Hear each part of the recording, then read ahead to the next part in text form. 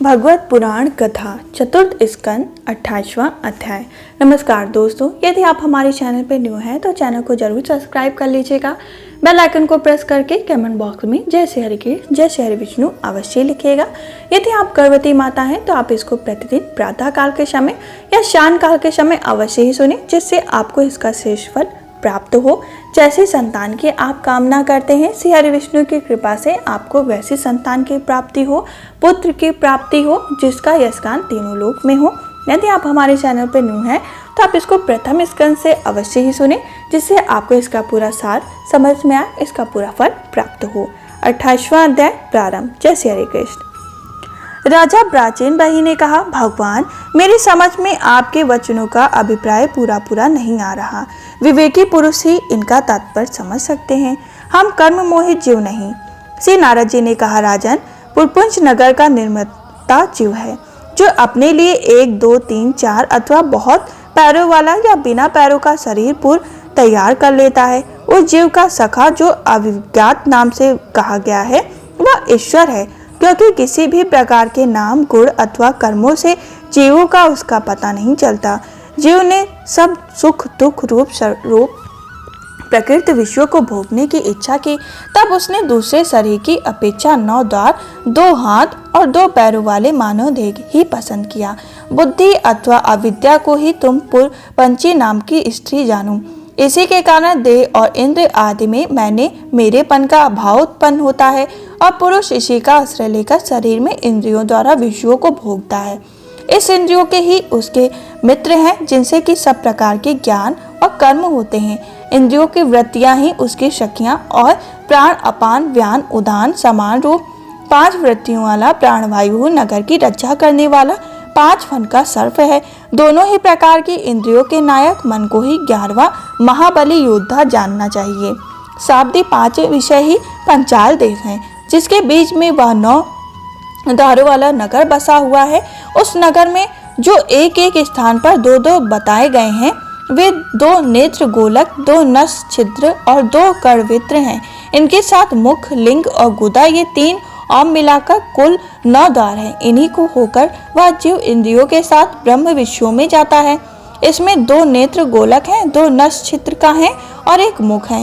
ये 5 पूर्व के द्वारा, दाहिने के कान को दक्षिणा का और बाएं कान को उत्तर का द्वार समझना चाहिए। गुदा और लिंग, ये नीचे 2 छिद्र पश्चिम के द्वार हैं।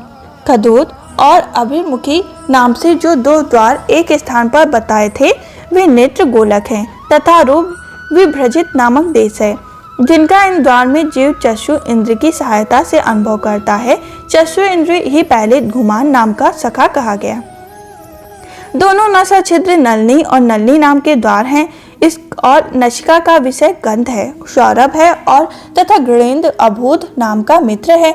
मुख नाम द्वार है, उसमें रहने वाला वागेंद्र विपर है। रसेंद्र या रसविद रसज्ञ नाम का मित्र है।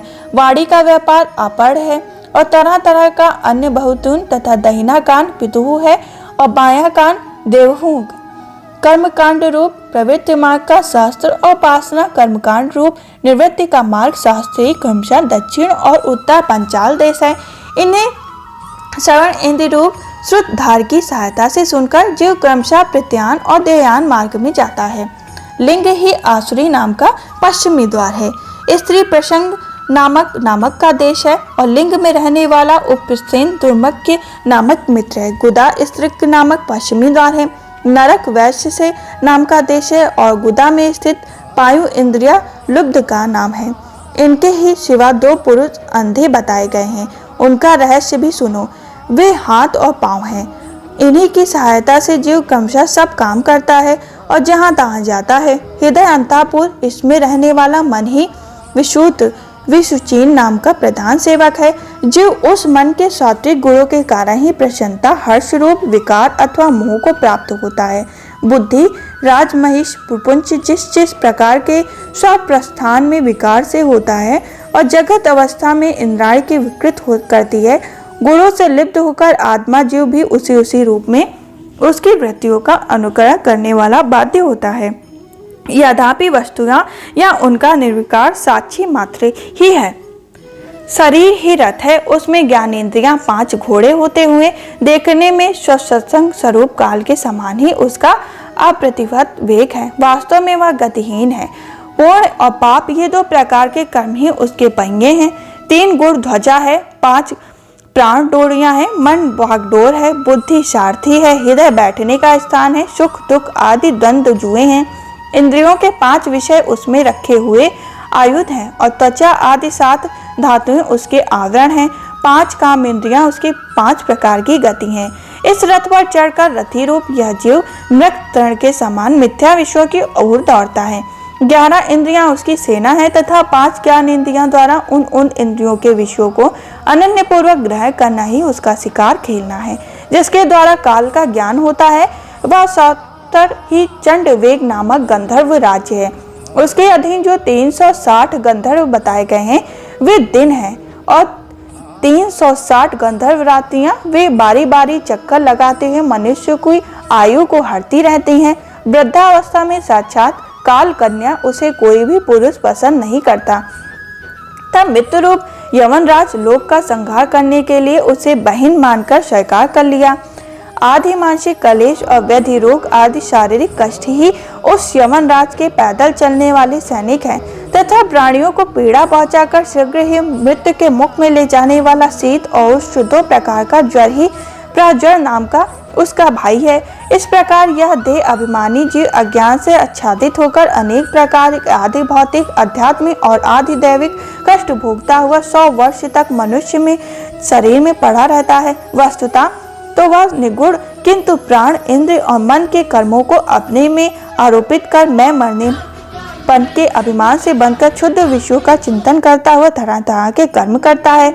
यह यद्यपि स्वयं प्रकाश तथापि जब तक सबके परम पुरुष आत्म स्वरूप से भगवान के स्वरूप को नहीं जानता तब तक प्रकृति के गुणों को ही बांधता रहता है। उन गुणों का अभिमान होने से वह विवश होकर सात्विक राजस तामस कर्म करता है तथा उन कर्मों के अनुसार भिन्न भिन्न योनियों में जन्म लेता है। वह कभी तो सात्विक कर्म के द्वारा प्रकाश बाहुल्य स्वर्ग आदि लोक को प्राप्त करता है तो कभी राष्ट्रीय कर्म के द्वारा दुखमय रजोगुण लोगों को प्राप्त करता है और जहाँ तरह तरह के कर्मों का क्लेश उठाना पड़ता है और कभी तमोगुणी कर्मों के द्वारा शोक बहुल तपोमय योनियों में जन्म लेता है। इस प्रकार अपने कर्म और गुणों के अनुसार देव योनि, मनुष्य योनि अथवा पशु पक्षियों योनि जन्म लेकर अज्ञान गंध जीव कभी भी पुरुष कभी स्त्री और कभी नपुंसक बन जाता है।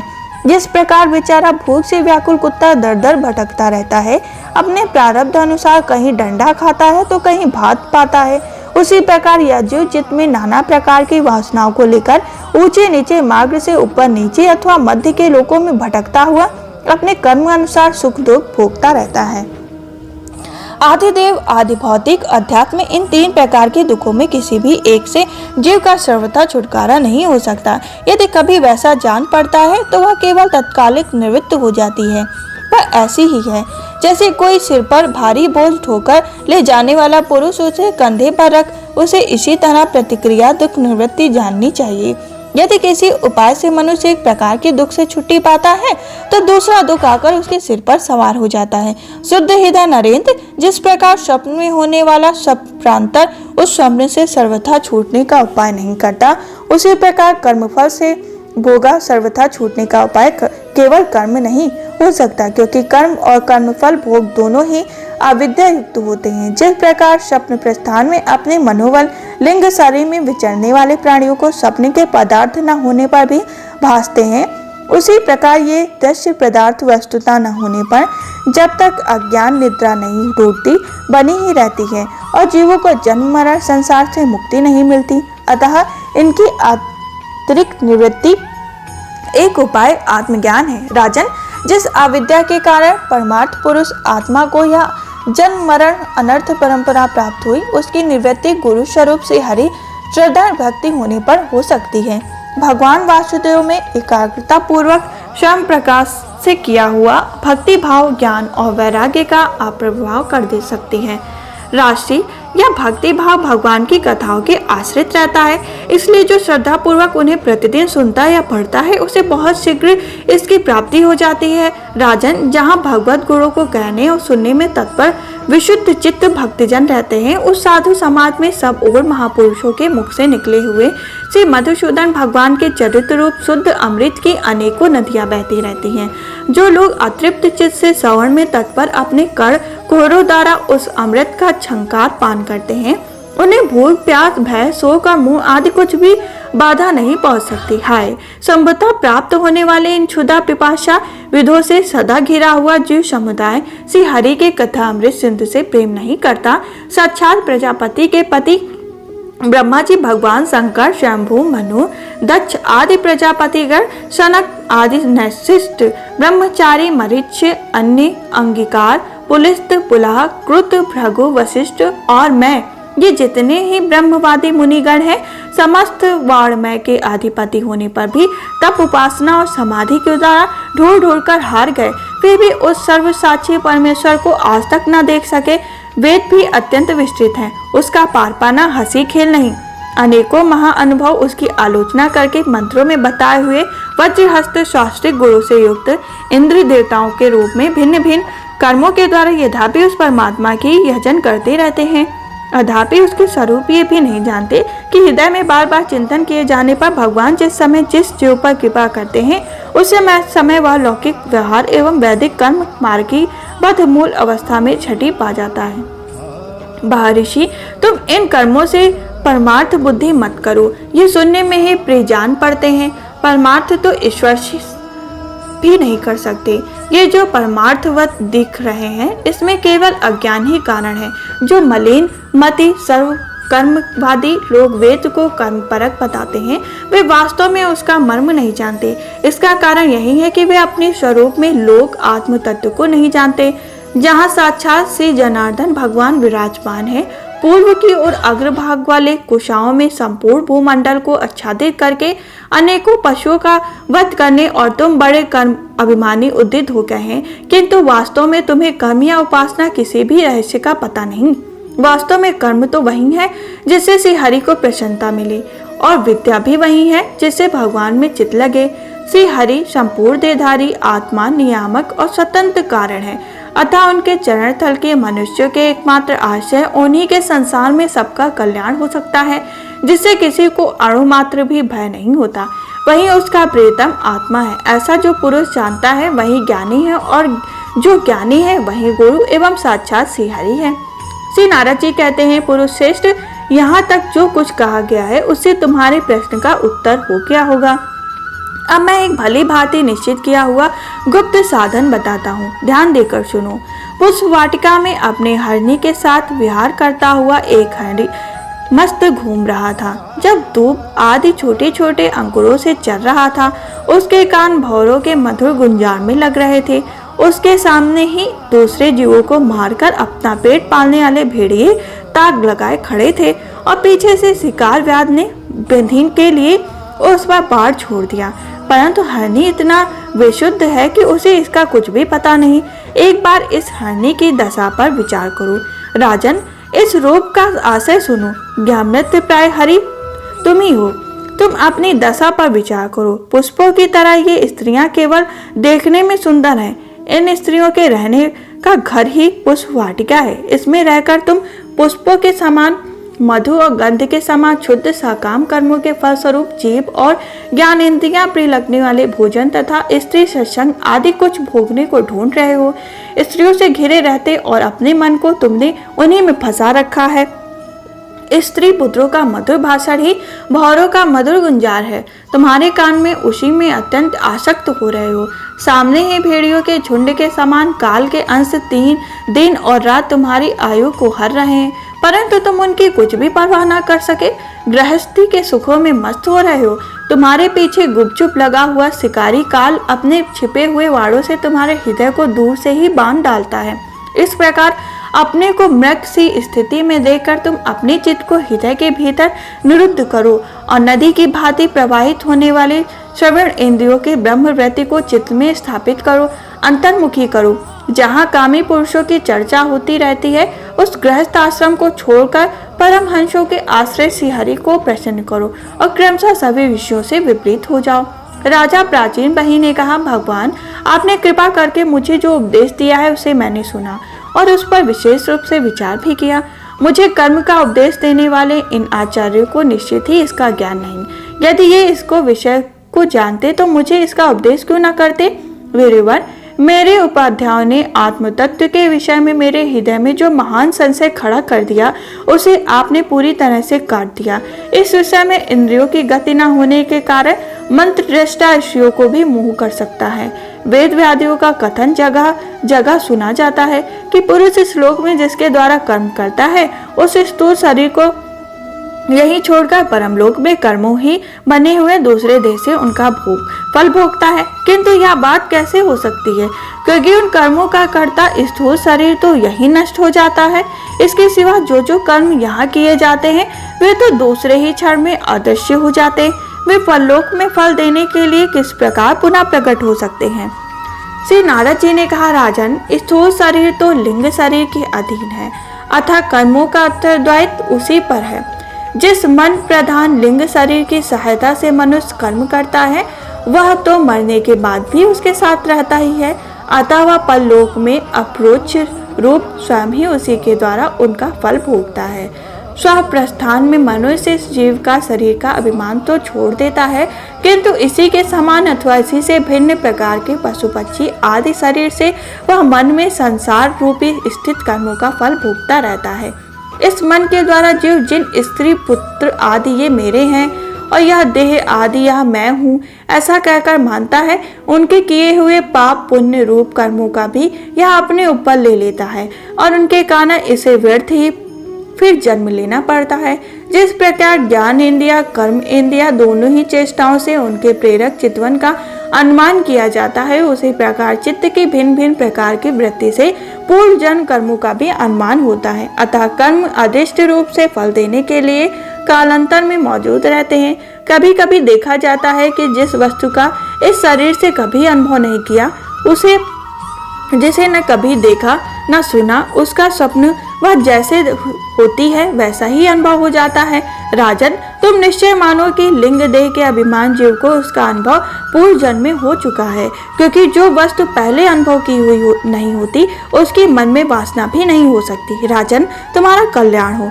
मन ही मनुष्य के पूर्व रोगों का तथा भावी शरीर आदि को भी बता देता है, और जिनका भावी जन्म होने वाला नहीं होता उन तत्ववेताओं की विदेह मुक्ति का पता भी उनके मन से ही लग जाता है। कभी कभी स्वप्न में देश काल अथवा क्रिया संबंधी ऐसी बातें भी देखी जाती हैं जो पहले कभी देखी या सुनी नहीं गई, जैसे पर्वत की चोटी पर समुद्र, दिन में तारे अथवा अपना सिर कटा दिखाई देना इत्यादि। इनके दिखने पर निद्रा दोष को ही कारण मानना चाहिए। मन के सामने इंद्रिय के अनुभव होने के योग पदार्थ ही भोग रूप में बार बार आते हैं और भोग समाप्त होने पर चले जाते हैं। ऐसा कोई पदार्थ नहीं आता जिसका इंद्रियों से अनुभव ही ना हो सके। इसका कारण यही है कि सब जीव मन सहित साधारणता तो सब पदार्थों का क्रमशः ही मान होता है, किंतु यदि किसी समय भगवत चित्त में लगा हुआ मन विशुद्ध तत्व में स्थित हो जाए तो उसमें भगवान का सशक होने से एक साथ समस्त विश्व का भी भान हो सकता है। जैसे राहु की दृष्टि का विषय न होने पर भी प्रकाशात्मक चंद्रमा के सशक से दिखने लगता है। राजन, जब तक गुणों का परिणाम एवं बुद्धि मन इंद्रिय और शब्द आदि विषयों का सत्संग या अनादि लिंग देह बना हुआ है, तब तक जीव के अंदर स्थूल देह के प्रति मैं मेरा इस भाव का अभाव नहीं हो सकता। सुषुप्ति मूर्छा अत्यंत दुख तथा मृत्यु और तीव्र ज्वार आदि के समय भी इंद्रियों की व्याकुलता के कारण मैं और मेरेपन की स्पष्टता प्रतीत नहीं होती, किंतु उस समय भी उनका अभिमान तो बना ही रहता। जिस प्रकार अमावस्या की रात्रि में चंद्रमा रहते हुए भी दिखाई नहीं देता, उसी प्रकार युवावस्था में स्पष्ट प्रतीत होने वाला या एकादश इंद्रिय विशिष्ट लिंग शरीर गर्भावस्था और बाल्यकाल में रहते हुए भी इंद्रियों का पूर्ण विकास न होने के कारण प्रतीत नहीं होता। जिस प्रकार स्वप्न में किसी वस्तु का अस्तित्व न होने पर भी जागे बिना स्वप्न प्रजित अनर्थ की निवृत्ति नहीं होती, उसी प्रकार सांसारिक वस्तुएं भी असत्य तो भी अविद्यावश जीव उनका चिंतन करता रहता है, इसलिए उसका जन्म मरण संसार से छुटकारा नहीं हो पाता। इस प्रकार प्रपंच मात्राओं से बना हुआ तथा 16 तत्वों के रूप में विकसित या त्रिगुणमय शंख ही लिंग शरीर है। यही चेतना शक्ति युक्त होकर जीव कहा जाता है। इसी के द्वारा पुरुष भिन्न भिन्न देहों को ग्रहण करता है और त्यागता है तथा इसी से हर्ष शोक भय दुख और सुख आदि का अनुभव करता है। जिस प्रकार जो जब तक दूसरे तरण को नहीं पकड़ लेती तब तक पहले को नहीं छोड़ती, उसी प्रकार जो मरण काल उपस्थित होने पर भी जब तक देह आरंभ कर्मों की समाप्ति होने पर दूसरा शरीर प्राप्त नहीं कर लेता तब तक पहले शरीर के अभिमानों को नहीं छोड़ता। राजन, यह मन प्रधान लिंग शरीर ही जीव को जन्म आदि का कारण है। जीव जब तक इंद्रजनित भोगों को चिंतन करते हुए बार बार उन्हीं के लिए कर्म करता है तब उन कर्मों के होते रहने से अविद्यावश देह आदि कर्मों में बच जाता है। अतएव उस कर्म बंधन से छुटकारा पाने के लिए संपूर्ण विश्व को भगवत रूप देखते हुए सब प्रकार के श्री हरि का भजन करो। उन्हीं से सृष्टि की उत्पत्ति और स्थिति होती है तथा उन्होंने में लय होता है। श्री मैत्री जी कहते हैं, विदुर जी, भक्त से श्री नारद जी ने राजा प्राचीन वही को जीव और ईश्वर के स्वरूप का दिव्य दर्शन कराया। वे उनसे विदा लेकर सिद्ध लोक को चले गए। तब राशि प्राचीन वही भी प्रजा पालन भार अपने पुत्रों को सौंपकर तपस्या करने के लिए कपिल आश्रम को चले गए। वहां उन वीरवन ने समस्त विषयों की आसक्ति छोड़कर एकाग्र मन से भक्ति पूर्वक श्री हरि के चरण कमलों का चिंतन करते हुए श्याम स्वरूप प्राप्त कर लिया। इस पाप विदुर जी, देव ऋषि नारद के परोक्ष रूप से कहे हुए इस आत्मज्ञान को जो पुरुष सुनेगा या सुनाएगा वह शीघ्र ही लिंग देह के बंधन से छूट जाएगा। देव ऋषि नारद के मुख से निकला हुआ यह आत्मज्ञान भगवान मुकुंद के यश से संबंध होने के कारण त्रिलोक की पवित्र करने वाला, अंतःकरण शोधक तथा परम आनंद पद को प्राप्त प्रकाशित करने वाला है।